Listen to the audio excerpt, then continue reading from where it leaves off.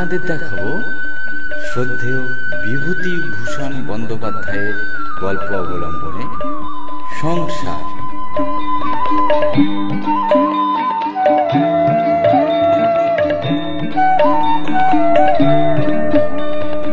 এটি আমাদের আলোড়নের পক্ষ থেকে দ্বিতীয় নিবেদন।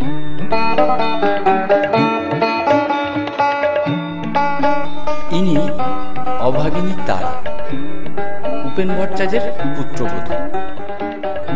একটিমাত্র ছোট ছেলে নিয়ে অত বড় সেকেলে ভাঙা বাড়ির মধ্যে একাই থাকে। স্বামীর পরিচয়ে বউটি এ গ্রামে পরিচিতা নয়। উপেনের পুত্রবধূ এই তার একমাত্র পরিচয়।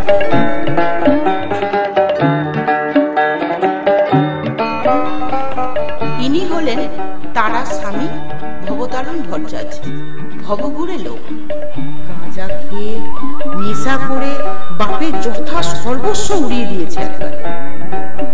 এখন কোথায় যেন সামান্য মাইনেতে একটা চাকরি করে।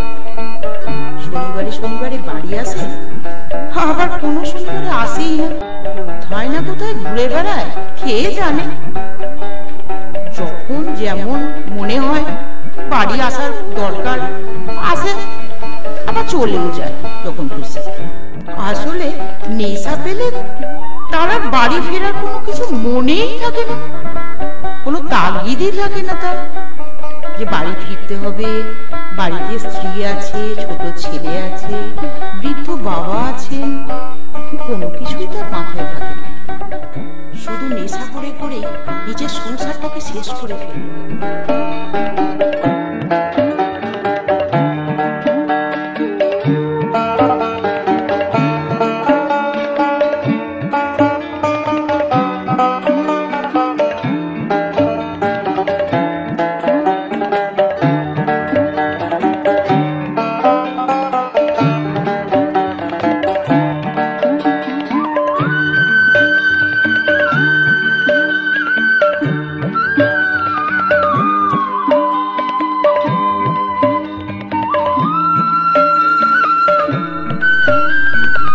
শ্বশুর উপেন ভট্টাচার্য গ্রামের জমিদারের ঠাকুর মন্দিরে নিত্য পুজো করেন। সেখানে থাকেন, খান। বড় একটা বাড়ি আসেন না তিনিও। ভালো খেতে পান বলে ঠাকুর বাড়িতেই করে থাকেন তিনি। নইলে সকালের বাল্যভোগের লুচি ও হালুয়া, পায়েস, দই, ফলমূল 12 ভূতে লুটে খায় যে। কোনো কোনো দিন সন্ধ্যার দিকে তিনি বাড়ি আসেন। হাতে থাকে একটা ছোট্ট পুটুলি, তাতে প্রসাদী লুচি ও মিষ্টি, ফলমূল, একটু বা ক্ষীরের ছাঁচও থাকে তাতে। তার নাতি করুণার বয়স এই 7 বছর। না খেতে পেয়ে সে সর্বদা খাই খাই করছে। যখন পেলেই খুশি। তা কাঁচা আমরা হোক, পাকা নোনা হোক, আধ পাকা শক্ত বেল হোক, বা কাঁচা জাকির হোক, যা হোক পেলেই হচ্ছে। খাওয়া নিয়েই তো কথা।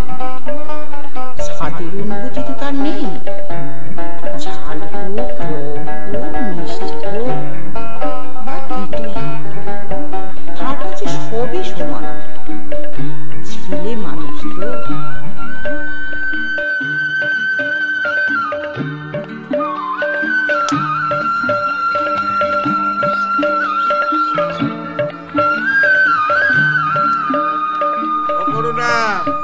এই দেখ কি এনেছি। কি ঠাকুর দাদা?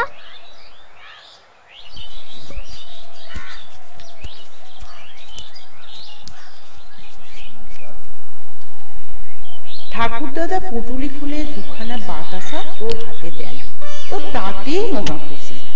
ঠাকুর দাদা যে জিনিস দেন তার চেয়ে যে জিনিস দেন না তা অনেক ভালো ও অনেক বেশি।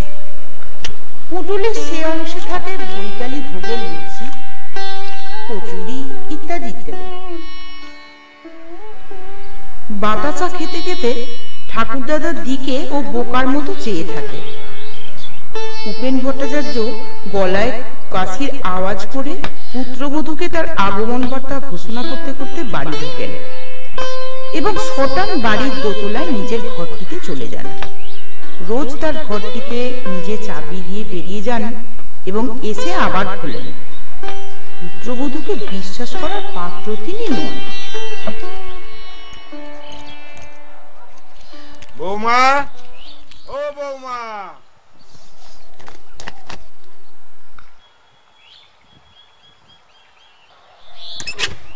কে বাবা?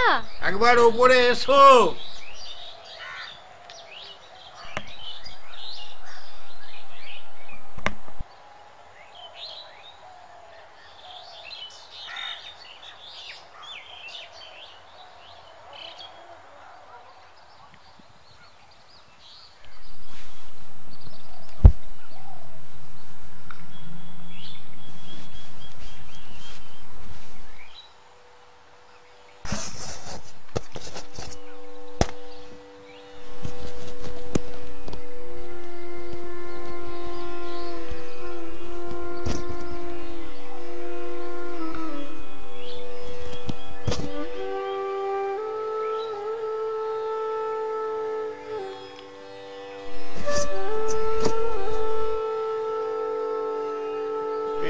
ইয়ে করো তো বৌমা, আমার ঘরে একটা আলো জ্বেলে দিয়ে যেও তো। আপনি রাতে কি খাবেন? ভাত রাঁধবো? না, তুমি শুধু খাবার জল দিয়ে যাও 1 ঘটি এর পরে।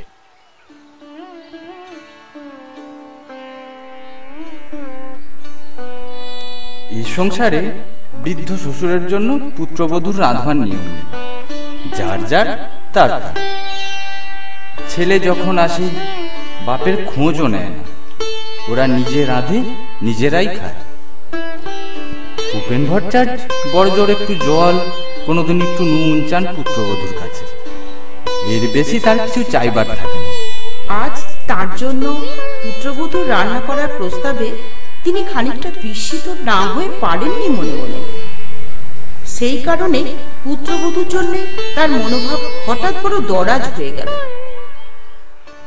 তার ফলে যখন আবার সে জলের ঘটি নিয়ে ঢুকলো, তখন তিনি বললেন,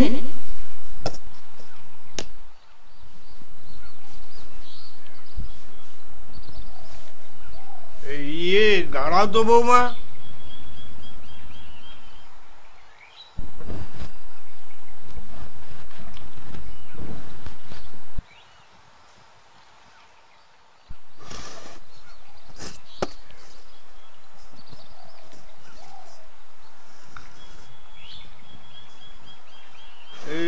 ইয়ে করো তো বৌমা, করুণাকে দিয়েছি এই 2খানা লুচি আর একটু মিষ্টি নিয়ে যাও, জল খেয়ে।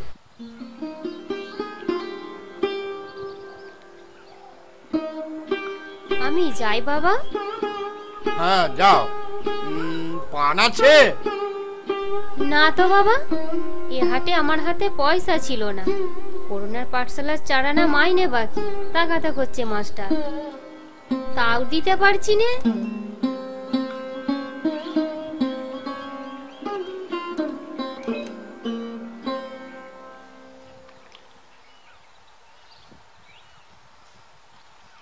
কখন ঠাকুর দাদা খাবার দিয়েছে, পড়ে উঠে খাবে কেমন? দাও না মা, দাও না, দাও না, ও মা দাও না। সে ছেলেকে লুচি আর মিষ্টি খেতে দিলে আর নিজের জন্য সামান্য কিছু রেখে দিলে। তার হাতে পয়সা না থাকায় কোনোদিনই রাতে সে কিছু খায় না। করুণার জন্য 2 বেলা চাল 1 বেলাতেই রাখা হয়। জল দেয়া ভাত সন্ধ্যের পিদিম জ্বালিয়ে করুণাকে খেতে দেয়, তারপর মায়ের কোলে শুয়ে পড়ে। নিত্য নক্ষত্র ওঠে আকাশে, নিত্য চাঁদের জ্যোৎস্নায় প্লাবিত হয়ে যায় ওদের মস্ত বড় ছাদটা। ও ছেলেকে নিয়ে অত বড় বাড়ির মধ্যে একখানা ঘরে শুয়ে থাকে।